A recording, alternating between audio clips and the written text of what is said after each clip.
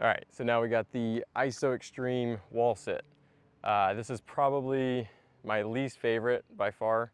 It's miserable, but when done correctly, it's fantastic for a training stimulus. But what we're looking for is it's basically gonna be your traditional wall sit. So pretty much everyone's done a wall sit at some point in time. It's gonna be very similar, except once again, just with all these, the intention is the biggest difference. So you're in a similar position, but what you're actually doing is totally different, okay? So this wall is not gonna be the best for what I need to demonstrate. It kind of drops off right here and has this little ledge, but we're gonna make it work.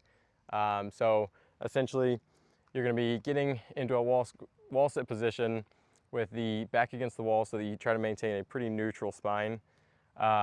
You're going to lower down to the point where your hips are at least parallel with your knee height, preferably a little bit below.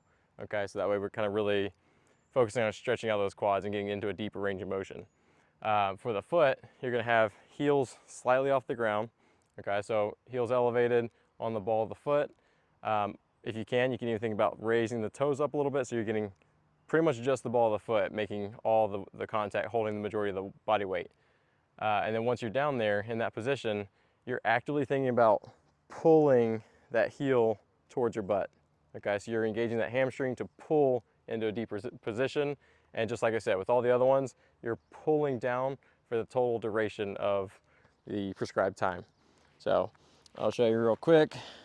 Like I said, I got this little ledge here that makes it a little tricky, but here we are.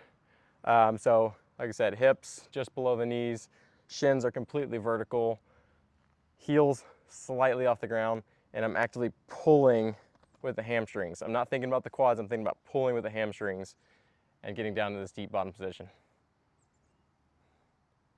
Okay.